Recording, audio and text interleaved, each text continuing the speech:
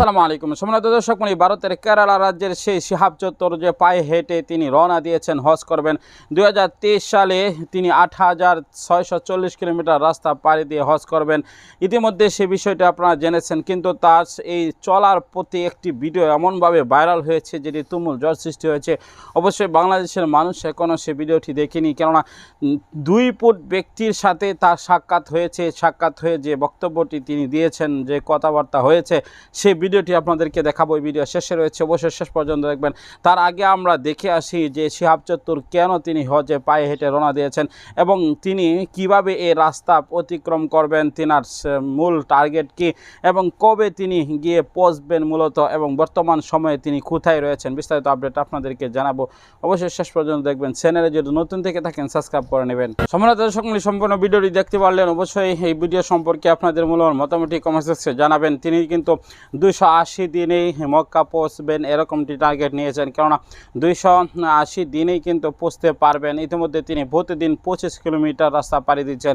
ঝড় বৃষ্টি এবং কঠিন রোদের মধ্যেও কিন্তু তিনি রাস্তা পাড়ি দিতে ভুলেননি এবং তিনি কোনো সময় ক্লান্ত দেখা যায়নি। এখনও তিনি তিনার রীতিমতো তার পথ চলা চলছেন। তার সে অনেক সময় কঠিন বৃষ্টি হচ্ছে, সেই বৃষ্টির মধ্যে রিংকোট পরে তিনি কিন্তু রওনা হয়ে গিয়েছেন। অনেক সময় কঠিন রোদের মধ্যেও ছাতি মাথায় দিয়ে তিনি রওনা হয়ে গিয়েছেন। তাকে দেখার জন্য এমনি লক্ষ লক্ষ মানুষ রাস্তার দুই পাশে দাঁড়িয়ে রয়েছে এবং ফুলের শুভেচ্ছা জানাচ্ছে। তবে পাকিস্তানে এখনও তিনি প্রবেশ করেননি। অনেক প্রায় 2-4 দিন সময় লেগে যেতে পারে। পাকিস্তানে প্রবেশ করার সময় কি তাকে এভাবে সম্বর্ধনা দিবেন কিনা সেটাও কিন্তু এখন জানা যাচ্ছে না।